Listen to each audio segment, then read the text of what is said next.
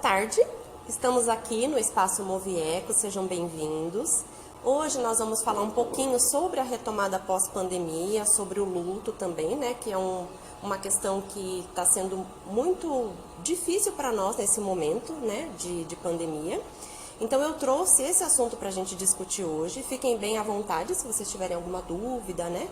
A ideia aqui é a gente fazer essa prática integrativa, esse bate-papo mesmo, uma coisa bem descontraída, né? Porque o assunto já é pesado, né? Então, quanto mais leve a gente conseguir tornar ele, melhor. Antes disso, eu vou apresentar para vocês o Movieco. O Movieco é um movimento ecológico que foi criado aqui já há algum tempo, né? É um instituto tanto de proteção como de educação ambiental, sempre voltado, né, para essa integração com a natureza. Ele foi fundado desde 98, né, aqui em São Paulo, tem vários projetos socioambientais e, por ser uma ONG ambientalista, ela traz essa prática sustentável. E dentro dessa questão sustentável, foi criado o Ecologia do Ser, o projeto Ecologia do Ser, né? Esse projeto ele tem tudo a ver com essa questão ambiental. É um projeto que foi desenvolvido para promover essa saúde, né? Envolvendo tanto essa questão ecológica como essa integração com a natureza. Então, é um movimento de terapias naturais, né? Então, uma prática integrativa com várias terapias, sempre voltado para essa questão da natureza. Esse projeto tem várias técnicas, né, que foram desenvolvidas, que foram projetadas nesse momento. E o principal objetivo desse projeto Ecologia do Ser é acolher as pessoas, né, na questão da saúde, da prevenção, com práticas integrativas complementares. Então, tanto na prevenção, na promoção, né, da saúde, de recuperação de saúde, sempre buscando compartilhar esses tratamentos naturais.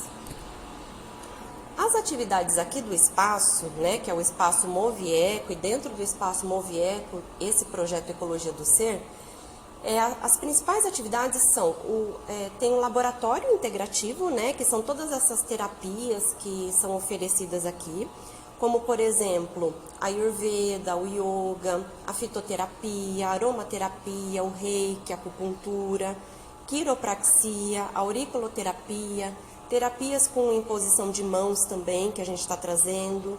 Então, várias técnicas que buscam trazer esse bem-estar, né, para as pessoas, trazer essa integração. Além disso, também tem como atividade a educação para a saúde. Então, lá no site do Movieco tem muita informação. Então, se vocês tiverem condição de entrar lá no espaço, lá no site, tem bastante informação sobre essa questão da educação para a saúde. E entrando aqui no nosso tema, né, sobre a vivência integrativa, essa terapia comunitária, que é como a gente chama, né, é o espaço onde a gente tem que se sentir muito à vontade para compartilhar informações, para discutir. Esse espaço Ecologia do Ser, esse projeto Ecologia do Ser que foi desenvolvido aqui, ele é justamente para isso, é para estar acolhendo a nossa comunidade e trazendo informações, né, de acordo com a necessidade de cada pessoa. Hoje a gente vai falar um pouquinho, né, sobre essa vivência integrativa, que o tema é a retomada pós-pandemia e o luto.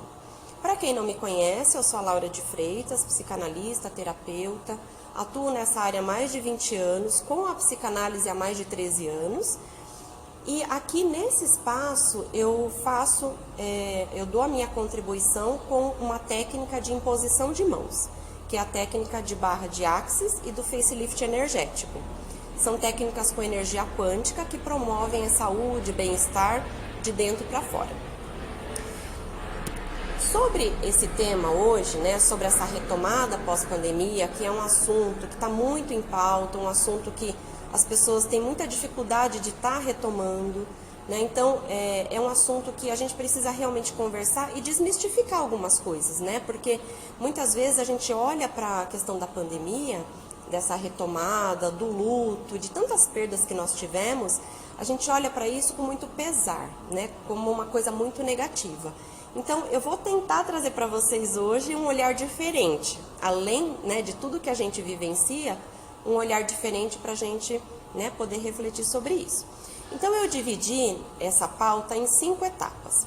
A gente vai falar sobre os impactos da pandemia, depois nós vamos falar sobre a coronofobia, né, que é uma fobia sobre essa questão da pandemia, depois como lidar com as emoções e depois sobre perdas e luto, tá? E no finalzinho eu faço algumas considerações finais. Sobre a questão do impacto da pandemia, nós temos os principais impactos. Primeiro, o impacto epidemiológico, que é a pandemia em si, né? Que é a questão da saúde.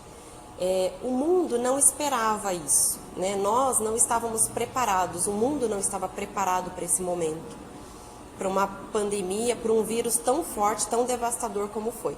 Então, o primeiro impacto é esse da própria epidemia, né? Que a gente teve que se preparar da noite para o dia, né? O mundo teve que se modificar. O segundo impacto é o impacto social. O impacto social tem muito a ver com a nossa integração, né? A nossa vivência, a forma como a gente se socializa. Então, antes da pandemia, a nossa vida era de uma forma. Depois, quando começou a surgir, as coisas começaram a se modificar e foi, né, numa crescente, só meio que piorando. Agora que a gente está começando essa retomada. Então, o impacto assim, que foi muito forte foi esse impacto social. A gente saiu, né, de uma situação muito frenética da nossa vida, muita correria, para uma situação de se fechar em casa, né, de ficar em isolamento. Então, isso também trouxe muitas questões. Outro impacto é o econômico, né, porque com esse isolamento, com essa questão da doença em si, a economia, de forma geral, teve um declínio, né, então muitas empresas fecharam, muitas pessoas foram demitidas, a gente viu a questão, né, da pobreza aumentando. Então, essa questão econômica também foi um grande impacto. O político, né, a gente percebeu que o mundo teve que meio que se virar em pouco tempo e a questão política ficou muito em evidência. Como é que os ministros da saúde olham para isso, como é que eles engajam pessoas de uma hora para outra para lidar com tudo isso, né? Então, a questão política também foi um grande impacto. Nós tivemos, né, de forma geral, assim, coisas positivas, coisas negativas, né? Situações que a gente esperava um pouco mais do poder público que não aconteceu e tantas outras coisas. Então, foi um impacto muito grande também. Outro impacto que é o cultural e o educacional, né? As crianças, principalmente os jovens, tiveram que modificar a forma de atuação na escola, de presencial para online. A questão cultural, né, foram fechados os espaços culturais de teatro, cinema, enfim, então foi um grande prejuízo também, né? E a saúde mental, que é o principal, né, tema nosso aqui, que é para a gente tentar resgatar um pouco isso e trazer um pouco de alívio, né? A questão da saúde mental foi muito afetada com essa pandemia. Falando dessa questão da saúde mental, nós temos os efeitos psicológicos da pandemia, né? Então, foi feito um estudo onde dividiu esses efeitos psicológicos em 5 fases. A primeira fase foi a fase da ansiedade e da surpresa, né? Aquele sentimento mesmo de preocupação, de impotência, né? Sem saber o que fazer, preocupação com a família, com o futuro, como seria, né, dali para frente, se era realmente tudo aquilo que estavam falando, se era fake news, será que a pandemia realmente existe, será que não existe, será que não é uma manobra, né, política, tudo isso? Então, era muita ansiedade e muita preocupação com o futuro. A fase 2 foi uma fase de incerteza e angústia. A gente começou a perceber que realmente o negócio era sério e as empresas começaram realmente a fechar, né? Os espaços públicos começaram a reduzir a circulação. Então veio essa convivência forçada com a família e o isolamento social. E isso trouxe muita angústia. Na fase 3, já veio a fase da raiva, do pânico, da depressão, né? Que foi aquela fase lá por agosto, setembro, né? Que já fazia 8 meses, 9 meses que a gente já estava vivenciando aquilo. E aí veio aquela saturação, né? Já não aguento mais, já não quero mais ficar em casa. Começaram os agravamentos também dos transtornos mentais, aumento do uso do álcool, de drogas, pensamentos suicidas, violência doméstica, tudo isso ficou muito mais evidente nessa fase, né? Que foi nessa fase da raiva mesmo, da negação. Na fase 4, já é a fase que veio aquela substituição do medo pela negação de fato, né? Que foi mais ou menos novembro, dezembro do ano passado. Que o pessoal já começou assim, o pior já passou, não vai sair disso mesmo. Então começou, com essa negação, começou aquele início de descompressão, né? O pessoal começou a sair mais de casa, vieram as festas de final de ano, as famílias começaram, né, se juntar, não todo mundo, claro, né? Mas houve um aumento nesse sentido. E junto com isso, né, uma esperança por essas flexibilizações sociais e também pelo desenvolvimento da vacina. Então, nessa fase de negação, né, que o medo começou a ficar meio de lado, foi a fase depois de 30 dias, mais ou menos, que a gente começou a ver o aumento de casos de novo, que foi lá por janeiro, fevereiro, né? E a quinta fase é a fase do trauma e do luto mal elaborado, que é o momento que a gente ainda vivencia. Essa fase eles classificaram depois de março e abril, mas é uma fase que vem se estendendo, né? É o trauma de tudo que passou, o luto, a perda de emprego, que muita gente ainda não conseguiu se recolocar, né? Então, esse momento atual ainda está sendo um momento de muita dificuldade de elaboração emocional para as pessoas. Eu trouxe também as mudanças que foram causadas pela pandemia, né? Mudança de rotina, né? Como eu falei, a gente começou a ter que se isolar, né? Então, isso foi o principal. Mudança de hábito, uso de máscara, lavar as mãos toda hora. Então, quem já tinha essa questão mais psicológica, mais agravada de toque, por exemplo, que é o transtorno obsessivo compulsivo, nessa fase começou a se agravar, né? Lavar as mãos toda hora, limpar tudo, usar o álcool em gel. Então, esse hábito, né, foi um hábito que foi trazido pela pandemia. Se a gente souber, né, lidar com isso, é uma coisa muito saudável, mas se a gente também não souber lidar com isso, pode ter um agravamento de transtorno mental aqui. Mudança também de alimentação, né? Muita gente ganhou muito peso, muita gente perdeu muito peso. Então, essa questão da ansiedade que tudo isso causou afeta demais a questão da alimentação, do sono também, as relações pessoais, né? Isso foi uma grande mudança. As pessoas deixaram de se relacionar no frente a frente, né? Pessoalmente, começaram a se relacionar mais virtualmente. Então, também foi uma mudança grande causada. E as emoções, né, que vieram com tudo isso desde o início. Então, também tivemos essa mudança. Eu acho que vale muito a pena também a gente falar sobre os avanços da pandemia, né? Porque a gente olha para a pandemia, de modo geral, como uma coisa muito negativa. Então, foi negativa sim, de certa forma, né? De modo geral, assim, tivemos muitas coisas negativas, mas também a gente teve grandes avanços, como, por exemplo, o avanço na medicina, nas pesquisas, o desenvolvimento da vacina em tempo recorde, né? Coisa que normalmente os cientistas levam muito tempo para fazer. Desenvolvimento tecnológico, com essa questão do home office, de empresas, né, mudando para aplicativos. Então, o desenvolvimento tecnológico deu um boom muito grande. Coisas que estavam programadas para serem desenvolvidas em 10, 15 anos foram desenvolvidas em 1 ano. Então, muita coisa está acontecendo. Até esses dias saiu uma reportagem de carro voador, né, que já estão desenvolvendo, que a Embraer já está desenvolvendo. Então, muita coisa foi causado também, né, por essa questão da pandemia. Outro avanço foi a humanização, né? Então a gente percebe que a questão da empatia, da solidariedade, isso aumentou muito nesse período de pandemia.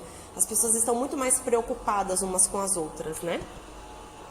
O autoconhecimento, a retomada de projetos também, né? O fato de ficar isolado em casa, tudo na vida tem 2 polos, né? Então a gente pode ter um olhar negativo ou um olhar positivo. Da mesma forma que muita gente reclamava que estava isolada, não aguentava mais isso, estava muito cansativo ficar em casa, né, sem o contato com as pessoas, muitas pessoas também aproveitaram esse momento para se desenvolver, fazer cursos, tirar projetos que estavam na gaveta, né, começar a se redescobrir. Muita gente se redescobriu na cozinha, com trabalhos manuais. Então esse autoconhecimento, né, esse período de isolamento também serviu para isso, né, para esse desenvolvimento pessoal.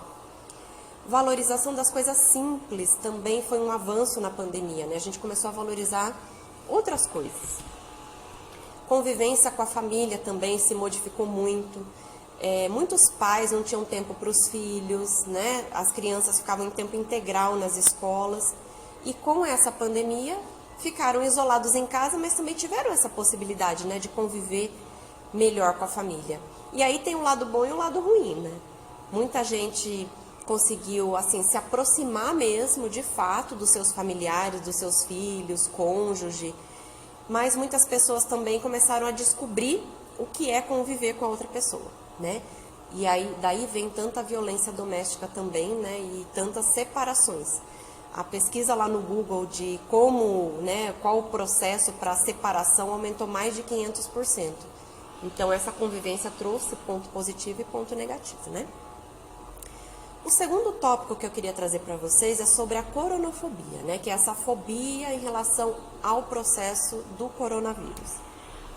Então, sintetizando, né, a coronofobia é um termo usado para definir o medo, a preocupação e a ansiedade em contrair o Covid, mas também para definir o impacto psicológico e prejuízos funcionais físicos nas pessoas que contraíram essa doença. Então, pessoas que contraíram a doença, ficaram muito tempo internadas, elas tiveram um impacto fisiológico, né, físico, funcional muito grande. Muitas pessoas saíram do hospital sem conseguir andar, né, com a questão muscular muito fragilizada. A questão psicológica também muito fragilizada, né? Ansiedade, depressão, medo de tudo, medo de sair de casa. Então, isso também foi um transtorno, né, muito grande. E os principais medos, né, o medo de morrer, o medo de ficar gravemente doente, contaminar os outros, né, e também as questões econômicas, né, toda essa repercussão econômica envolvida no processo da pandemia, também é um medo muito grande, né, e que também está dentro dessa questão da coronofobia. Para a gente identificar, né, se a pessoa está com coronofobia ou não, que é um transtorno psicológico e que precisa de tratamento, tem os principais sintomas. Então, eu trouxe eles aqui para vocês. O primeiro sintoma é a ansiedade, né, incluindo o pânico e a ansiedade generalizada. O pânico nada mais é do que uma ansiedade num grau maior, né? A pessoa não consegue sair de casa, ela tem medo de tudo. Então, o principal sintoma é essa ansiedade descontrolada. Depressão também, a pessoa, né, que fica mais deprimida, entristecida, fechada. Angústia, a pessoa que fica muito angustiada. Comportamento obsessivo, então tem a questão do toque, né, de ficar limpando, lavando as mãos, aquela obsessão por não querer que ninguém toque na pessoa, não pega transporte público, não sai de casa, evita sair ao máximo. Então, qualquer comportamento que seja obsessivo é uma tensão, né? A gente tem que ter uma atenção. Outro sintoma é a acumulação. Isso veio também, as pessoas que já tinham uma certa tendência para isso, com a questão da pandemia, isso ficou agravado. A gente percebeu lá no comecinho, muitas pessoas indo para o supermercado, tentando, né, fazer uma compra maior, comprando coisas de medo que sumissem as coisas das prateleiras. Começaram a acumular coisas em casa, então assim, não desperdiça nada, não joga nada fora, porque a gente não sabe se vai conseguir sair de casa, não sabe, né, como é que vai ser o dia de amanhã. Então, essa acumulação excessiva também é um dos sintomas da coronofobia. A paranoia, né, de ficar, essa questão da perseguição, de achar que tudo vai acontecer com ela. Reações de evitação, ficar evitando muita coisa. Sensação de desesperança também, ideação suicida, né? Muitas pessoas começaram a ficar totalmente descrentes, né, desesperançadas de tudo, e começaram a ter muito mais essa questão do suicídio na cabeça. E o principal, assim, né, o ápice da questão é mesmo os atos consumados de suicídio, né, que aumentaram muito também nessa pandemia. Sobre a questão do medo, né, porque quando a gente fala de coronofobia, ela tá, assim, envolvida em muito medo, né. Então eu trouxe para vocês 3 tipos de medo que eu acho bacana a gente ter consciência disso, para a gente poder tratar, né? Porque a gente só consegue tratar alguma coisa quando a gente passa a ter consciência de que a gente, né, tá sofrendo com aquilo. Porque muitas vezes a gente acha que é normal, né? Ai, tá todo mundo passando por isso, é normal. Mas não, o sofrimento não é normal. A gente não tá aqui para sofrer, né? Por isso que tem os profissionais da saúde, né, as terapias integrativas e tudo mais, pra gente buscar ajuda e se melhorar. Então, o primeiro tipo de manifestação do medo é o fisiológico, que é no corpo, né? É o medo que ele desencadeia, né? O medo, de forma geral, é aquela vontade que a gente tem de sair do lugar, né? Quando a gente está com medo de alguma coisa, a gente quer fugir daquilo. Então, no caso da coronofobia, o medo, esse medo ele vem naquela forma de querer sair desse momento. Só que é um momento que não depende de nós, né? A gente tem que esperar o processo, e a gente está aí quase 2 anos e muita coisa já andou, né? A vacina já veio, muita coisa hoje já se tem mais ciência, já está mais claro, né? De como funciona. Então é um processo que a gente tem que ter paciência para esperar. Então os principais medos, né? Assim, na questão fisiológica do corpo, é quando começa a desencadear tremor, palpitação, alteração do sono, alteração de apetite, que tem muito a ver também com ansiedade. Então, muita gente, né, associa isso com ansiedade. O segundo tipo de medo é o comportamental, que é a questão daquele comportamento, né, de ficar lavando a mão com frequência, comportamento de evitar muita coisa, de evitar transporte público, lugar fechado, encontrar com pessoas. Não que a gente não tenha que evitar. Claro que a gente, né, o máximo que a gente puder, a gente tem que evitar. Mas quando isso é um medo excessivo, né, um medo de encontrar com qualquer pessoa traz um transtorno, aí a gente precisa ficar mais atento e precisa buscar ajuda. E o terceiro é o cognitivo, né, que é a questão do pensamento, que é a questão emocional, né, que são os pensamentos disfuncionais, né, aquele tipo... que vai morrer se pegar o Covid, que não tem saída, que está tudo perdido, crenças, né, irracionais que não tem sentido da gente ficar alimentando na cabeça e a gente fica, comprometimento da atenção também, né, pessoas que começam a perder um pouco dessa questão da atenção.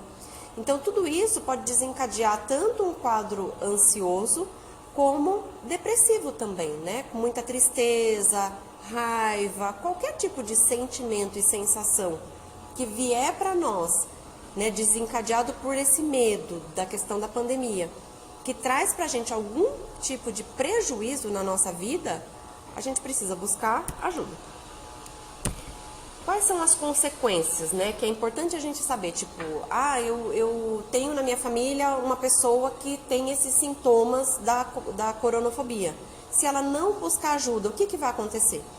Primeira coisa, né? A primeira consequência é essa interferência nessa rotina diária, né? Como eu disse. Então a pessoa começa a ter prejuízos para fazer coisas básicas, coisas simples. Sentimentos muito negativos, aquilo começa a crescer, começa a tomar conta da pessoa. Isso é uma consequência que, se não for tratada, pode levar para uma depressão, para uma ansiedade mais generalizada, para um pensamento suicida.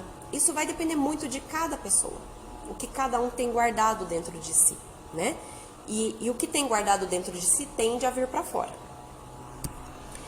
Incerteza, né, sobre quando tudo isso vai acabar, como é que vai ser o futuro, sensação de vulnerabilidade, né? Não que nós não estejamos vulneráveis, sim, nós estamos todos vulneráveis à doença.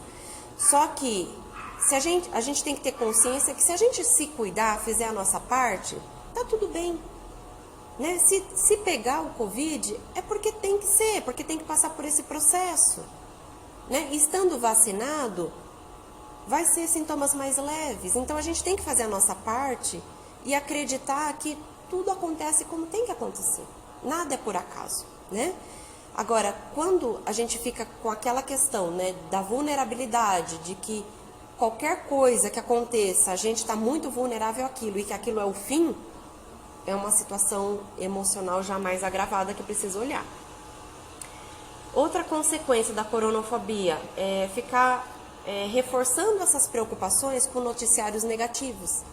Né? A gente percebe que a pessoa que tem a coronofobia, ela vive em função da pandemia, ela vive em função do Covid. Parece que nada mais na vida dela tem sentido. Então ela fica indo atrás de informação toda hora, fica vendo a TV o dia inteiro, fica vendo pessoas que contraíram o Covid, que ficaram muito ruins, pessoas que morreram, mas ela não olha que teve muita gente que também pegou o Covid, que foi assintomático, muita gente que se recuperou. O lado bom também, né? Então a gente percebe esse lado negativo. E principalmente quando pessoas famosas adoecem, né? Porque daí a pessoa fica assim, tá vendo? Aquela pessoa que tem uma condição de vida melhor, que mora não sei aonde, que consegue ficar isolado, ela pegou o Covid e morreu, imagina eu, né? Então isso acaba também agravando e isso não é bacana, né? Porque não é por aí. Só reforçando, né, o que eu já falei, quando a pessoa tem um transtorno mental já pré-existente, todos esses sintomas, eles se potencializam e se agravam, tá? Então, se tem alguém na família, se tem algum conhecido que já vinha antes da pandemia com processo de ansiedade, de depressão, transtorno mental, né, pânico, enfim, qualquer tipo de fobia, nessa pandemia, a tendência, né, é ter se agravado. Então, atenção para essas pessoas. Também podem surgir novos comportamentos, né, de esses hábitos que a princípio são saudáveis. Se a gente também não ficar atento, pode desencadear o transtorno obsessivo compulsivo, né, que a pessoa pôs a máscara, ela não quer nem tirar mais, porque tem medo de pôr a mão. Vai em algum lugar, viu que tem 2, 3 pessoas, já não quer mais entrar, porque já vê que é uma aglomeração, né? Então, ficar muito atento também para não ir agravando esses transtornos. Muita apreensão também, uma das consequências dessa coronofobia é essa apreensão para retomar as atividades. Mesmo vacinado, mesmo sabendo que em local aberto, né, já foi comprovado que o risco de pegar o Covid é menor, mesmo assim, a pessoa fica muito apreensiva, né, entra numa tensão muito grande, até no estado de pânico, quando ela percebe que ela está sendo, né, colocada à prova.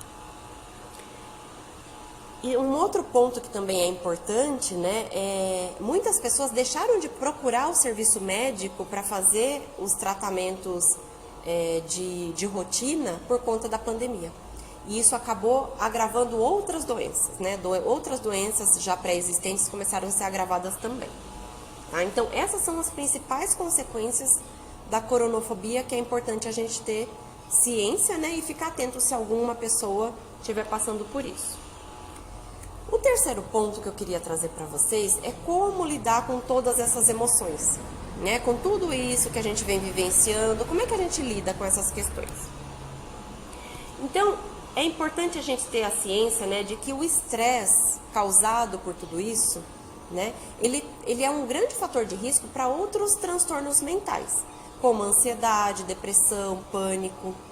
E para quem não sabe, né, só para a gente deixar claro, a ansiedade é aquela preocupação com o futuro. O que vai acontecer, né, aquele risco imaginário que a gente tem. A gente cria uma coisa na nossa cabeça e fica preocupado com aquilo. Então, a ansiedade é basicamente isso, é a preocupação com o futuro. A depressão é o contrário, a depressão é aquela fixação naquelas coisas que já aconteceram no nosso passado. Traumas, problemas que nós tivemos, dificuldades, a gente fica fixado naquilo, como se nunca fosse passar, sendo que aquilo já faz parte do passado, já passou, né? Então, a depressão é muito voltada a isso. E o pânico, normalmente é disparado quando a pessoa já tem uma ansiedade, porque é uma ansiedade mais agravada, né? Que a pessoa entra num estado de pânico, é uma ansiedade já mais generalizada. tá? Então, só para a gente contextualizar isso. Quais são os principais problemas emocionais, né? Então, eu acho que, assim, isso já é claro, né? Mas para exemplificar, para quem, né, ainda não sabe, na depressão, a pessoa, ela deixa de querer viver, né, o presente. Ela fica fixada no passado, ela não tem mais interesse pelas atividades do dia a dia, tem uma sensação muito grande de cansaço, um desgaste emocional. Isso pode afetar o sono, a questão alimentar, né? E também pode ter também questões de pensamentos suicidas. Isso também acontece muito na depressão. É importante a gente ressaltar, né, que tudo isso que eu coloquei aqui até agora, né, todas essas questões emocionais de medo, de insegurança, tudo isso é normal, né? Esse estresse é normal por esse momento que a gente está vivendo de pandemia. O que não é normal é a gente perder o controle de tudo isso, né? Então, quando a falta de controle emocional começa a atingir as outras áreas da nossa vida, relacionamento, família, trabalho, né? Então, aí sim, é hora da gente olhar para dentro e aceitar que está precisando de ajuda. E não deixar isso crescer cada vez mais, até um ponto de que a pessoa fica num sofrimento tão grande que ela nem consegue buscar ajuda sozinha, tá? Eu trouxe aqui um gráfico, ele tá um pouquinho, né, acho que na apresentação ficou até um pouco ilegível, mas é só para exemplificar sobre a questão da depressão na pandemia, né? Para quem ainda tem dúvidas sobre o quanto a pandemia agravou esse quadro de depressão, essa pesquisa que foi feita, ela mostra que a maior parte das pessoas que foram atingidas, né, por um grau de depressão maior foram os adolescentes e as pessoas da maior idade, né, da melhor idade, da fase da terceira idade. Porque são as pessoas que mais sentiram o isolamento, né, as pessoas que... os adolescentes porque estão naquela fase, né, de interação social, de escola, né, de início da vida adulta, né, daquela liberdade, e eles foram, né, boicotados disso, tiveram que ficar em isolamento. E a melhor idade por conta de que eles já meio que já vivem sozinhos, a maioria, né, porque os filhos já casaram, já tem a sua vida própria, mas os familiares não puderam ficar vindo visitar, né, então eles sentiram muito também essa questão do isolamento. Não generalizando, obviamente, né, porque cada um tem a sua questão, mas a pesquisa mostra que as pessoas mais afetadas foram essa faixa de idade, né? Eu trouxe aqui também para vocês sugestões, né, para reduzir o estresse e evitar as crises de pânico, né? Porque também não adianta a gente ficar falando o que é ansiedade, o que é pânico, né? Todos esses transtornos que nós estamos sentindo, se também a gente não souber como lidar com eles, né? Então eu trouxe aqui algumas sugestões. Por exemplo, se manter ativo nas redes sociais, interagindo com as pessoas. Isso é muito importante, né? Isso mais até na fase de isolamento, que hoje já está um pouquinho menor, né? A gente está falando, né? Hoje a gente está em novembro de 2021, então... até um tempinho atrás o isolamento era maior, hoje com a vacinação, né, então as pessoas já estão saindo mais, mas ainda assim muita gente está isolada por questão de saúde, então é importante estar interagindo com o familiar, né, através de ligação, videochamada, para não se sentir tão isolado e não aumentar essa ansiedade. Obter informações de qualidade, né, buscar noticiários em redes confiáveis, evitar essa questão da fake news, né? Isso é muito importante também. Evitar notícias negativas, notícias tristes, né? Porque isso tem todo dia. Isso tinha antes da pandemia, tem durante a pandemia, vai ter depois também. A gente tem que evitar isso, porque as notícias negativas, elas só fazem baixar o nosso padrão vibratório, só fazem a gente atrair coisas mais negativas e não resolvem nada, né?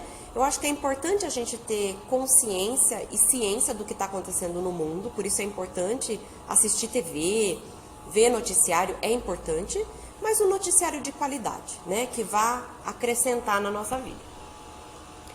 Buscar sempre, né, aproveitar aquele momento de ócio, né, de não estar fazendo nada, para fazer o que gosta, para se desenvolver, para buscar criar alguma coisa, fazer algo de interessante, algo que dê prazer, algo que traga alegria, né? Isso é o mais importante. Manter sempre o bom humor, buscar encontrar o lado positivo das coisas, né? Isso também é uma sugestão, né? Que ajuda muito a reduzir o estresse. Tudo na vida tem os dois lados, né? O lado positivo e o lado negativo, depende muito do nosso olhar. Então, que a gente aprenda, que a gente vá doutrinando a nossa mente a olhar para as coisas positivas, né? Porque olhar para o lado negativo não vai resolver o problema, né? Outra coisa, fazer atividade física, né? Buscar se movimentar.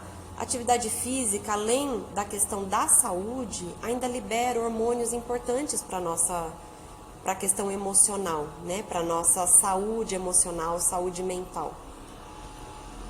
Manter a alimentação saudável, né? Já tem aquela frase que fala corpo são, mente sã, né?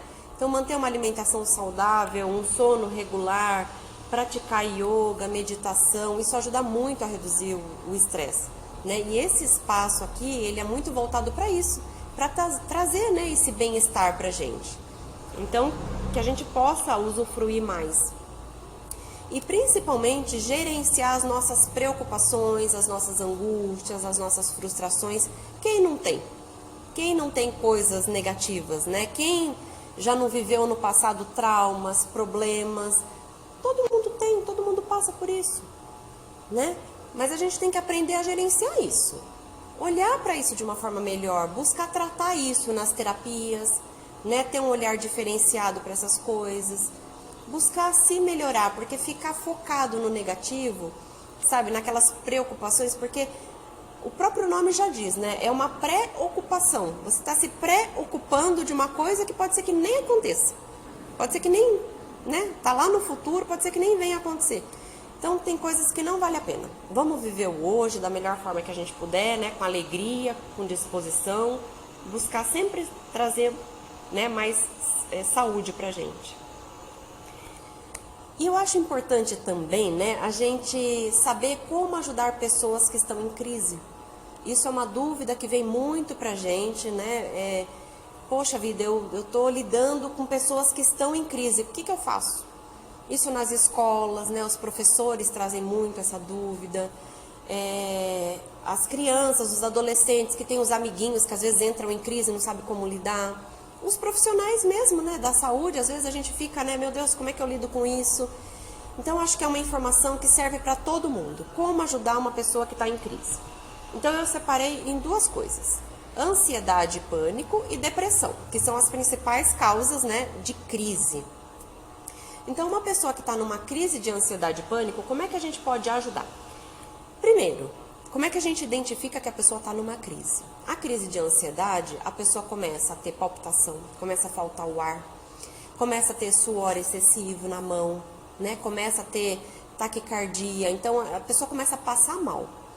E normalmente a pessoa sabe que é crise de ansiedade, porque dificilmente é a primeira, né? Normalmente a crise de ansiedade, ela é recorrente, e como ela passa, e normalmente a crise de ansiedade passa em 5 minutos, como ela passa, a pessoa meio que relaxa. Então, dificilmente as pessoas buscam ajuda profissional. Porque, não, passou, daqui a pouco no outro dia volta de novo e ela começa a aprender a lidar com aquilo, então ela não busca ajuda. Só que, se não cuidar, a tendência é se agravar. Então, precisa buscar ajuda sim. Então, uma pessoa que está com crise de ansiedade ou de pânico, primeiro, leva a pessoa para um local arejado. Ela está com falta de ar, então ela precisa tomar ar puro. Então, levar ela para um local arejado. Segunda coisa que funciona muito, orientar a pessoa a respirar lentamente. Então, eu sempre sugiro uma respiração 4x8. O que é isso? Inspira contando até 4 e expira, solta o ar contando até 8. Então, puxa o ar contando até 4 e solta o ar mais devagar ainda, contando até 8. Quando a pessoa faz isso, automaticamente ela está voltando a sua consciência para a respiração. Então, ela já está desligando automaticamente da situação que gera ansiedade para ela. Então, só a questão dela voltar para a respiração, né? E você orientar ela. Respira, calma, respira contando até 4, expira contando até 8, presta atenção na sua respiração. Só isso já vai fazer ela se acalmar. Outra coisa também, outra dica bem legal, é trazer a pessoa para a realidade, né, para o momento presente, através dos 5 sentidos, que é a visão, a audição, o olfato, o paladar, o tato. Esses 5 sentidos faz com que a pessoa se acalme, né? Então, assim, por exemplo, a pessoa está tendo ali um ataque de pânico, um ataque de ansiedade. Leva ela para um local arejado, pede para ela ir respirando e já começa a pensar, olha ao seu redor e vê aonde você pode chamar a atenção dela. Então, por exemplo, para o olfato, você está sentindo o cheiro dessa flor? Então, ela já vai automaticamente se desligar um pouco daquele fato que está gerando ansiedade e vai prestar atenção no que você está falando. E ela vai começar a prestar atenção no cheiro daquela flor. Ou, você está ouvindo esse barulho? Você está ouvindo? Ela já vai, através da audição, já se desligar e vai começar a se ligar. Então, os 5 sentidos fazem com que a pessoa se desligue muito rápido do fato gerador da ansiedade e comece a voltar, comece a se acalmar. Tá? Então, essa é uma dica que funciona bastante. Agora, a questão da depressão. A depressão já é diferente. A depressão é aquela pessoa que está mais caída, né, que às vezes não quer sair de casa, que normalmente está focada naquele problema do passado, né, fica naquela melancolia. Então, como é que a gente ajuda essa pessoa que está nessa crise?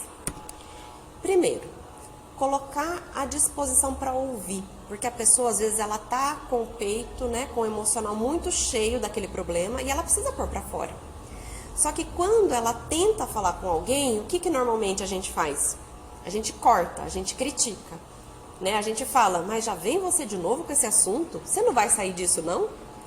Então, isso faz com que a pessoa faça, né, ela colocar mais para dentro ainda, e aquilo vai se agravando. Então, a primeira coisa é a gente treinar o nosso ouvido para ouvir. Deixa ela pôr para fora, deixa ela falar sobre aquilo, né? Sem criticar. Primeiro ponto.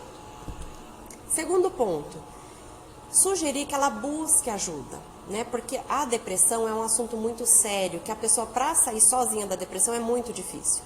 Então, buscar uma terapia onde ela possa ter esse espaço para falar, para pôr para fora, sem ser criticada. Muitas vezes, dependendo do grau, ela precisa sim tomar medicamento, né? Então, a medicação não é ruim, a medicação faz parte do tratamento, mas ela precisa ser muito bem administrada. E tem muita gente que toma remédio por conta, tem muita gente que começa a tomar, vai no psiquiatra, né? Porque o único profissional que pode receitar remédio é o psiquiatra. Vai no psiquiatra, ele receita o medicamento e a pessoa fica tomando o medicamento como se fosse sarar com o medicamento. E medicação nenhuma traz a cura. A medicação, ela traz um alívio para o sintoma. O que vai trazer a cura é a pessoa trabalhar aquele emocional. Trabalhar a causa, o que está trazendo aquela depressão.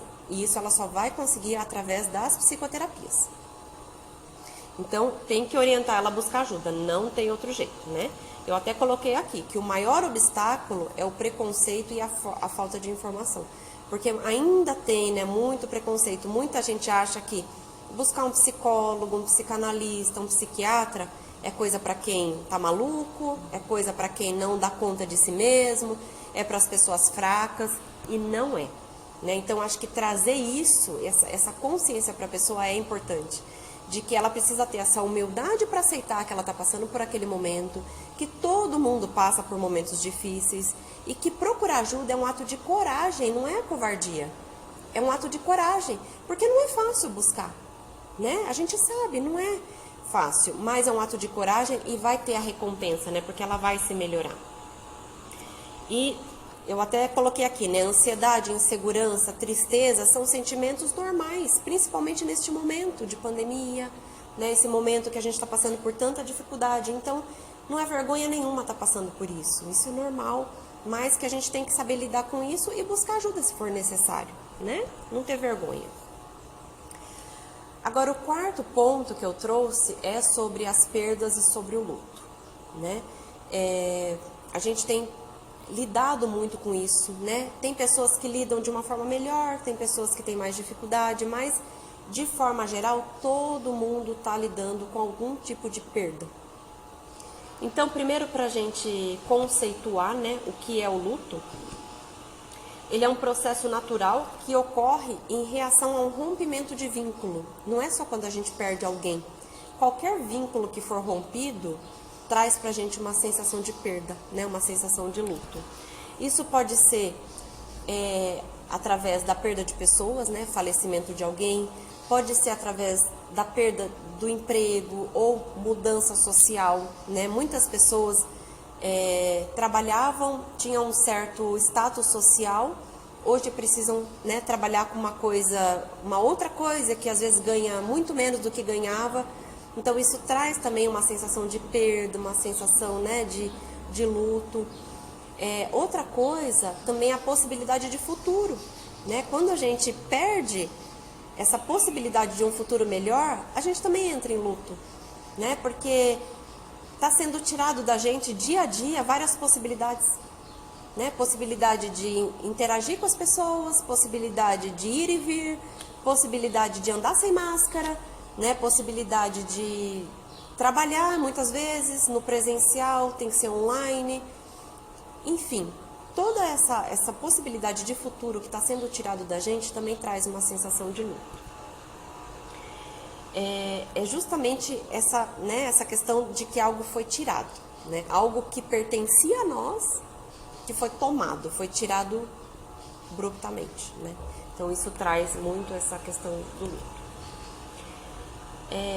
Algumas pesquisas mostram, né, que essa vivência do luto, aí falando, vamos focar aqui um pouco mais, né, nessa questão da perda de pessoas, que é o que mais dói, né? Porque perder o trabalho é difícil, perder a possibilidade de um futuro também é difícil, perder a saúde, né? Que às vezes a pessoa pega o Covid, fica debilitada, isso também é difícil, mas nada se compara a perder pessoas, né? Perder pessoas que a gente ama, da nossa família, amigos, estar próximo de pessoas que perderam pessoas, né? Ter que apoiar pessoas que estão em luto também é uma coisa muito difícil. Então, vamos focar aqui, né, na perda de pessoas. Tem uma pesquisa que foi feita, né, que mostra que assim, que o luto ele foi muito mais intensificado diante de alguns fatores, né, que a gente está vivenciando nessa pandemia. Então, os principais fatores são falta de oportunidade de oferecer amparo presencial àquela pessoa, aquele ente querido que faleceu. Né, que faleceu, que desencarnou, que morreu, cada pessoa dá um nome, né? Quando a gente não tem a possibilidade de estar ali presente, oferecendo a nossa ajuda, cuidando, participando, quando a gente perde essa pessoa, o luto ele fica muito mais intensificado, porque a gente fica com uma sensação de culpa muitas vezes, né? Que eu poderia ter feito mais, eu poderia ter feito diferente, né? Eu fui internar a pessoa achando que ela só estava com uma dorzinha. E aí chegou lá, teve que internar, e aí morreu, enterrou, que a gente nem foi no enterro, e a gente nem sabe o que aconteceu direito. Então, essa possibilidade de oferecer esse amparo presencial traz, né, um agravamento nesse luto. Outra coisa é essa sensação de impotência mesmo, né? De não poder fazer nada em relação à situação. O isolamento do doente também, né? As pessoas que ficaram com Covid, né? Claro, outras pessoas também que morreram de outras coisas, óbvio, né? Infarto, ou tantas outras situações também, mas principalmente do Covid, que foi assim, né? Um desencarne em massa, né? Vamos dizer, muita gente ao mesmo tempo. Então, esse isolamento dessas pessoas também trouxe, né, um agravamento desse luto, porque além de não poder dar o amparo presencial, né, o que fica pra gente é o que essa pessoa passou, né, isolada. Será que foi bem cuidada? Será que não foi? Será que morreu porque não cuidaram direito? Como é que ela ficou nesse isolamento, né? Então isso também dói muito. A morte sem a despedida, né, também aumenta essa sensação de vazio. Então fica um buraco muito grande, né? Porque quando a pessoa é internada com Covid, a gente tem a esperança de que ela vai voltar, né? E a gente já automaticamente já começa a fazer planos, né? Aí quando ela voltar, nossa, não vou mais brigar com ela. Eu não vou mais ficar pegando no pé dela só porque ela fazia isso. Eu vou deixar ela comer o que ela quer. Eu vou deixar ela passear mais. Eu vou levar ela para passear mais. Eu vou fazer as vontades dela, porque essa falta que ela tá fazendo de estar internada tá doendo muito, tá trazendo um vazio muito grande, né? Então a gente já faz planos que a pessoa vai voltar. E quando a pessoa não volta, né, esse vazio ele aumenta ainda mais, né? Ele potencializa. Então isso também é muito difícil. Outra coisa que também intensifica mais esse luto, né, é a impossibilidade de fazer os rituais pós-morte que cada cultura tem, né? Seja um velório, seja uma oração, seja a cremação, o sepultamento, né? Enfim, aquela reunião, né, que não é uma reunião, claro, feliz, mas quando a gente faz um velório, né, a gente está reunindo ali as pessoas que têm afinidade com aquela pessoa. Então, querendo ou não, a gente está meio que dividindo aquela dor, né? E quando a gente fica, né, nessa impossibilitado de fazer esse ritual, fica um vazio muito grande, né? Parece que não completou, né? Parece que não finalizou ainda. Parece que a gente tem a sensação de que, sei lá, de que é um sonho, de que a pessoa vai voltar sim, de que não fechou o ciclo, né? Então isso também está agravando muito, né? E é importante falar, né, que cada pessoa vive o luto de forma muito pessoal, né? De forma muito singular. E que o normal, né, é quando a pessoa começa a trabalhar esse luto, e isso acho que é legal a gente ter essa consciência para a gente observar também, né? Não só nós que passamos por esse processo, mas também as pessoas à nossa volta que estão passando por esse processo de luto, para a gente também poder observar se elas estão superando ou não. Porque o luto, ele é uma dor muito grande, né? Como eu falei aqui, é uma dor da perda, então fica um vazio muito grande, é uma dor imensa, mas o normal do luto é esse processo gradualmente sendo, né, superado. A gente retomando esse processo, retomando a nossa vida, né? Então, cada pessoa vai viver de modo muito pessoal, muito singular, e que, ora a pessoa vai estar voltada para retomar a sua vida, né, ressignificando essa perda, olhando para isso com uma aceitação, entendendo que é um processo natural da vida, e ora ela vai estar caindo de novo, né, naquela perda, no contato com o sofrimento, expressando aquela dor. Então, essa oscilação é normal. É normal. Então, se vocês perceberem que as pessoas estão oscilando, ora estão super bem, retomando projetos, fazendo planos para o futuro, e ora estão mais caidinhas, isso é o luto. Isso faz parte do processo de luto. E na média, isso, claro, né, como eu disse, varia muito de pessoa para pessoa, mas na média, são 2 anos para superar. Na média. Se vocês perceberem que a pessoa está passando 6 meses, está passando 1 ano e meio, e a pessoa não saiu do sofrimento, ela não tem um olhar para a vida, um olhar de aceitação, em nenhum momento ela traz de novo, né, uma alegria de viver, precisa buscar ajuda. Porque esse luto precisa ser ressignificado. Ela não está conseguindo ressignificar isso sozinha. A maioria das pessoas consegue ressignificar sozinha, mas tem pessoas que não, dependendo do que ela traz em si. Dependendo da sua história, das suas dores, dos seus traumas, de tudo que ela já vivenciou na vida. Então, muita gente não consegue superar esse luto sozinha, e aí precisa buscar ajuda, né? Com psicólogo, psicanalista, qualquer tipo de terapia integrativa. Às vezes, só essa vivência integrativa que a gente faz aqui, né? Essa terapia comunitária, de estar falando sobre o assunto, de estar dividindo a dor, às vezes só isso já é suficiente para ressignificar, né? Mas às vezes também precisa entrar com medicação, dependendo de cada caso, né? Mas é importante a gente ficar atento se a pessoa está saindo desse luto gradativamente. Essa oscilação é saudável, né? É prevista, como eu falei. o tempo é muito particular. Importante, o primeiro ano é sempre o mais difícil. Por quê? Porque no primeiro ano é onde tem as datas comemorativas que a gente está passando sem a pessoa, né? É o primeiro aniversário da pessoa sem a pessoa, é o primeiro aniversário nosso sem a pessoa, é o primeiro Natal, enfim, todas as datas comemorativas, né, que a gente passa junto, reúne a família, a pessoa não tá, né? Então a gente sente aquele vazio potencializado. A partir do segundo ano já vai ficando melhor, porque a gente vai começando a entender que é o processo natural das coisas mesmo, né? Não tem muito que a gente possa fazer. É importante, né, observar se esses sintomas de tristeza, de revolta vão sendo abrandados ao longo do tempo, né? Se a pessoa vai retomando a vida, como eu já disse, né? Sempre bom a gente estar lembrando disso, tá? Sempre de olho para ver se ela está retomando. E como apoiar, né, as pessoas em luto? Como nos apoiar, né? Como lidar com o nosso próprio luto, mas principalmente como apoiar as pessoas, porque uma coisa que eu escuto muito é assim: eu tô sofrendo, mas bem ou mal, eu lido com a minha dor.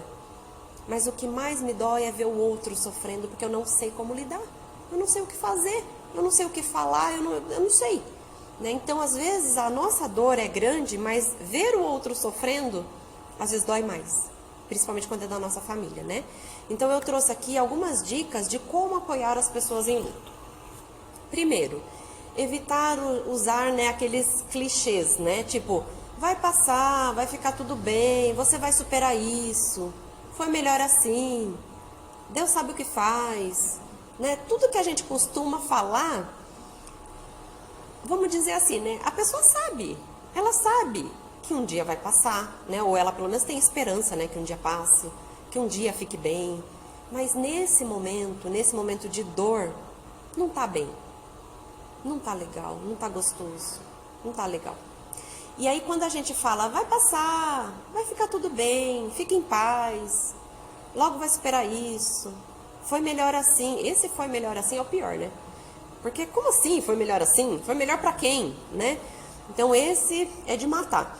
Mas a gente tem que evitar falar, porque a impressão que dá pra quem tá ouvindo isso é que quem tá falando não tá dando importância pra dor. Né? Como se fosse assim: você tá ligando para isso? Isso é normal, isso vai acontecer com você também, o que você tá achando? Né? Fica em paz, tá tudo bem. Não, então para aquela pessoa a dor é muito grande, né? Então a gente tem que evitar usar esse tipo de clichê para não piorar, né? Não tornar aquela dor ainda maior. Outra dica, né? Escutar o que a pessoa tem a dizer, deixar ela expressar aquela dor dela, permitir que ela expresse mesmo, coloque para fora aquela saudade da forma como ela pode, da forma como ela consegue, né? Tem pessoas que choram, que põem para fora dessa forma. Tem pessoas que se calam, né? Ficam mais deprimidas. Tem pessoas que querem conversar com todo mundo sobre o assunto, para ir tirando, né? Para ir aliviando. Tem pessoas que não querem nem que pergunte. Então, cada um do seu modo. Mas deixar, se a pessoa quer falar, deixa ela expressar aquela dor, deixa ela chorar, deixa ela pôr pra fora. Porque quanto mais ela for pondo pra fora, mais vai aliviando. Né? E é sempre bom, né, ter um ombro pra gente chorar, né? Poder contar com alguém. Não impedir a pessoa de chorar, né? Não ficar falando pra ela, seja forte. Né? Não fica assim, não fica assim, não chora, não, deixa ela pôr pra fora, deixa ela demonstrar do jeito que ela puder, né? Falar, inclusive, pra ela que ela tem que se respeitar e ela tem que agir do jeito que ela puder, né? Que ela pode sentir esse luto, sentir essa falta, sentir do jeito dela mesma e que tá tudo bem, né? Tá tudo bem, não tem certo, não tem errado, cada um do seu jeito. Isso daqui eu sei que não é fácil, mas a gente tem que tentar, né? Ser paciente. Ser paciente com as reações da pessoa, né? Porque são reações diferentes e inesperadas. Às vezes a gente pensa que a pessoa já está superando, né? E aquilo começa a dar um alívio na gente. Daqui a pouco a pessoa vai lá para baixo de novo. Aí não quer sair do quarto, não para de chorar, não quer fazer o que precisa, né? Não quer, enfim. A gente tem que ter paciência, porque é o processo de cada um, né? Uns vão ser mais rápido, outros vão ser mais devagar, e a gente tem que ter paciência, porque não adianta a gente querer que a pessoa, né, suprima tudo isso. Porque quanto mais ela suprimir, mais esse luto vai demorar para ser ressignificado, né? Outra dica legal, evitar falar para ela alguma coisa que exija alguma ação, porque às vezes a pessoa está tão deprimida que ela não consegue agir, né? Então, assim, tipo, por que você não vai dar uma volta? Por que você não vai viajar? Vai na casa dos seus parentes, vai, sei lá, vai fazer caminhada, vai procurar alguma coisa para você fazer, para ocupar sua cabeça. Não, tudo que exige ação pode ser muito difícil para ela, né? Ela não tem força, muitas vezes a pessoa não tem força para qualquer coisa que exija ação. Às vezes até para tomar banho, para limpar a casa, para fazer uma comida, para cuidar de si mesma. Às vezes a pessoa não tem força e isso acontece de verdade. Então a gente tem que ter paciência, respeitar e evitar ficar falando alguma coisa que exija ação. Estar por perto, né? Se colocar à disposição para ajudar naquilo que a pessoa precisa. Normalmente a gente quer ajudar, não generalizando, obviamente, né?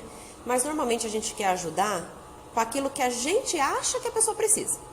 Aí eu acho que se ela fizesse isso, ela ia ficar ótima. Aí a gente vai lá, ou faz ou sugere que a pessoa faça, né? Mas não. O ideal é a gente ter ouvidos de ouvir, olhos de ver, né? Observar para ver o que a pessoa precisa. E tá por perto para auxiliar naquilo que ela precisa. Às vezes ela só quer desabafar. Às vezes ela precisa realmente que alguém vá lá e faça uma comida para ela, que apoie de alguma forma, ou que, né, dê um ombro para ela chorar. Às vezes ela só precisa disso. Então, ficar sempre atento e se colocar à disposição, né, porque a pessoa precisa. Às vezes as tarefas simples, né, do dia a dia parecem muito mais complexas para aquela pessoa, né, do que de fato elas são. Outra coisa, né, não fingir que nada aconteceu, nem ficar tentando distrair a pessoa. Ficar, sabe, fazendo piadinha, ficar tentando distrair e fingir que nada aconteceu. Não, ela está num momento de dor. Respeita, deixa ela vivenciar essa dor. Isso faz parte do processo de luto. Ela tem que entrar em contato com aquilo, ela tem que sentir aquilo. Esse processo de luto vai fazer ela repensar muitas coisas, vai fazer ela se arrepender de muitas coisas, vai fazer ela mudar as atitudes dela dali para frente, né? De novo, não generalizando, cada pessoa é única, né? Mas existe essa possibilidade, então é preciso deixar que ela faça, né, esse processo de luto da forma dela. Outra coisa, né, a questão da espiritualidade. Cada um tem a sua espiritualidade, cada um tem a sua crença, né? E a gente tem que deixar as pessoas colocarem para fora de acordo com a crença dela. O que ela acha que é importante para ela, né? O que ela acredita. Por mais que a gente não partilhe da mesma crença, a gente tem que respeitar, né? Porque é a crença de cada um. Então isso também é importante, né? Respeitar essa expressão. Jamais escolher o silêncio, porque o silêncio ele é prejudicial no sentido de que intensifica a tristeza, né? Parece que a pessoa não está sendo compreendida, parece que o que ela está sentindo não é importante pra gente, né? O que ela está sentindo não é importante para ninguém. Então, quando a gente fica no silêncio, não fala nada, nem oferece ajuda, nem, né, partilha daquele momento de dor, é como se fosse um descaso com ela, né? Então, sabe aquela frase assim, tipo, a gente conhece os amigos na hora que precisa? Aí parece que nessa hora você não tem amigo, né? Porque a pessoa tá ali do seu lado, mas não fala nada, ou fica mandando você fazer coisas que você não consegue, fica exigindo de você atitudes que você não consegue. Então, né, a gente evitar esse tipo de situação, de comportamento, né? E se de fato a gente não conseguir ajudar em nada, pelo menos demonstrar essa empatia, não ser indiferente com esse sentimento, né, que já é tão difícil, e oferecer pelo menos um abraço, né, estar presente, estar ali a hora que a pessoa precisar, se fazer presente, né, isso é importante. E para a gente começar a finalizar, né, eu trouxe algumas considerações. Algumas atitudes que a gente pode ter, né, para essa retomada de pós-pandemia, essa consciência que é importante a gente ter, né, para a gente ter uma retomada mais leve, mais saudável. Primeira atitude, focar no presente, né? Isso é um aprendizado que veio a duras penas para nós. Faça hoje, valorize o hoje, não deixe para amanhã, né? Liga para aquela pessoa que faz tempo que você não fala, demonstre o seu carinho, o seu afeto, esteja perto das pessoas que são importantes para você. Faça hoje, não deixe para amanhã, amanhã pode ser tarde, né? A gente aprendeu isso. Então, focar no presente, a primeira atitude. Segundo, praticar o autocuidado. Cuidar da gente, cuidar de si, da saúde física, emocional, espiritual, né? Cada um na sua crença, mas é importante cuidar. Mental, né? Ter sempre essa saúde mental, é importante a gente olhar para isso. E fazer planos. Fazer planos faz parte do nosso autocuidado, né? A gente está em novembro. O que eu quero fazer no final do ano? O que eu quero fazer nas próximas férias? O que eu quero fazer daqui 15 dias? Fazer planos faz com que a gente vá retomando, que a gente vá saindo dessa inércia, né? Desse isolamento que a gente se enfiou e que eu vejo muita gente com dificuldade de sair. Eu escuto as pessoas falando direto assim, eu não sei mais me comportar fora de casa. Eu saio para algum lugar, parece que eu não sei mais conversar, parece que eu não sei mais socializar, eu tô com dificuldade. É normal, a gente está reaprendendo, né? Mas praticar esse autocuidado, olhar para a gente já é um bom começo. Manter o contato com a natureza, né? A energia da natureza promove grandes transformações. A natureza está aí para ensinar, né? A natureza ensina muita coisa pra gente. A gente vê as queimadas, né? As queimadas é um grande exemplo. Tá tudo bonito, daqui a pouco tá tudo em cinzas. Daqui a pouco tá tudo bonito de novo, né? As flores vão renascendo. Então, assim, a natureza ensina muito e é muita energia, né? Muito energético. E esse espaço aqui, o Movieco, ele promove muito isso pra gente, né? A gente tem ali as plantas, né? A gente tem todas essas terapias que são muito voltadas para a natureza, com óleos essenciais, com a fitoenergética, né? Então, tudo aqui é voltado para a natureza. E claro, se você não pode estar aqui, né? Esteja num parque, vai pisar na grama, vai, né, ficar perto da natureza, sai um pouquinho no sol, o sol é muito energizante. Além da vitamina D, que é muito importante para nós, né? O sol, ele tira muito a pessoa da depressão. Então, ficar mais no sol, andar, caminhar, ficar mais em contato com a natureza, olha, isso para retomar essa pós-pandemia é excelente. Então, fica a dica.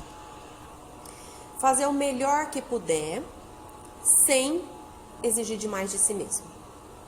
Porque a gente se cobra demais, a gente se culpa demais, a gente fica se penalizando o tempo inteiro, né? Com o chicotinho.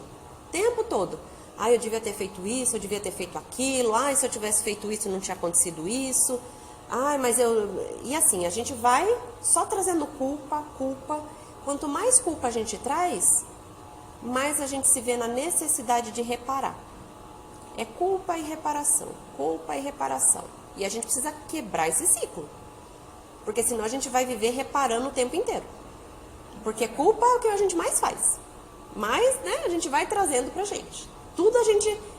Se a gente vê alguma coisa de errado, a primeira coisa que a gente faz é olhar pra gente, né? Nossa, o que será que eu fiz? Tem que começar a mudar esse olhar. Porque tudo acontece no tempo certo, tudo acontece da forma que tem que acontecer. A gente tem que procurar sempre fazer o nosso melhor com a ferramenta que a gente tem no dia e não cobrar perfeição. Porque quem aqui é perfeito, né? Ninguém é perfeito. E nem adianta querer ser, porque não vai ser. Só vai ficar frustrado, né? Então é melhor a gente assumir quem a gente é mesmo, fazer o nosso melhor e tocar a vida. Ser paciente. Isso é uma coisa que é difícil, né? Ter paciência. Mas a gente precisa ser paciente, tudo tem o seu tempo.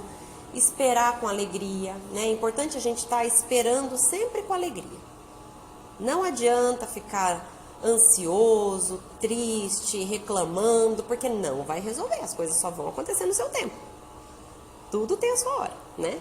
Então, trabalhar essa paciência, né? Desenvolver isso é importante. E, mais importante que tudo, ser grato por tudo, né? Por tudo, tudo. Até pelas dificuldades. Nossa, mas eu tenho que ser grato pela dificuldade? Sim, porque a dificuldade é uma ferramenta de aprendizado. A gente aprende muito mais pela dificuldade do que pela facilidade, né? A gente aprende muito mais a economizar água quando falta do que quando sobra, né? Então, na dificuldade, a gente aprende, na facilidade, a gente esquece. Então, a gente tem que ser grato, gratidão por tudo, até pelas dificuldades, por tudo que a gente passa, né? Por tudo. Tudo tem o seu motivo, né? Uma frase que eu gosto muito de usar: a dor é inevitável, mas o sofrimento é opcional. A gente pode escolher sofrer, ficar naquele sofrimento ou não. A dor, muitas vezes, não tem como evitar, né? Mas ficar ali remoendo, sofrendo, né? Que a depressão traz muito isso, né? Ficar ali no passado, sofrendo, remoendo, isso é opcional. Qual é o seu ganho, né? O que você está ganhando com isso? Se tiver ganho, beleza. Mas normalmente não tem, não. Normalmente é só prejuízo, né? Mas a gente não se dá conta e às vezes também não consegue sair desse sofrimento sozinho. E não tem problema nenhum, não tem vergonha nenhuma dizer que não consegue sair do sofrimento sozinho. Para isso existem os profissionais, né? Para isso a gente tem que buscar ajuda. Hoje é o dia mais importante da sua vida. Viva-o com intensidade. Viva o hoje, o presente. O presente já tem esse nome, não é por acaso, né? É o nosso presente. É o que a gente tem para viver, é o hoje. Então, viver com intensidade, com alegria, com amor, né? Sempre com energia positiva, com olhar positivo. Porque hoje é o nosso presente. O passado já foi, o futuro está sendo construído, né? Está sendo moldado ainda. A gente não sabe o que vai ser do futuro. Então, por que a gente vai se preocupar com ele, né? Isso não quer dizer que a gente não tenha que ter projetos, não tenha que, né, se programar, né, ter um objetivo, tudo isso é muito importante. Mas não uma preocupação, né, uma pré-ocupação. Isso não, isso só desgasta a gente e não resolve. Seja feliz, seja muito feliz, muito feliz. Seja feliz hoje, amanhã a gente não sabe, né? Então seja muito feliz. É isso que eu tinha para falar para vocês, né? Então, gratidão por vocês estarem aqui. Tá aqui o meu contato, caso alguém queira tirar alguma dúvida, queira entrar em contato para, né, enfim, compartilhar alguma coisa, eu tô super à disposição. Tem aqui a minha rede social, meu WhatsApp, fiquem super à vontade, tá? Eu tô aqui, né, hoje representando o Movieco, a gente tá aqui nesse trabalho de terapia integrativa. Então, sejam todos sempre bem-vindos. Para quem não conhece, venha conhecer o espaço, visite as redes sociais, entra no site, lá tem muita informação bacana, fala sobre as terapias, tem muita dica legal de saúde. Então, não percam essa oportunidade. É um espaço que foi construído com muito amor e é construído dia a dia com muito carinho, com muita dedicação para vocês, tá bom? Então, muita gratidão e até a próxima.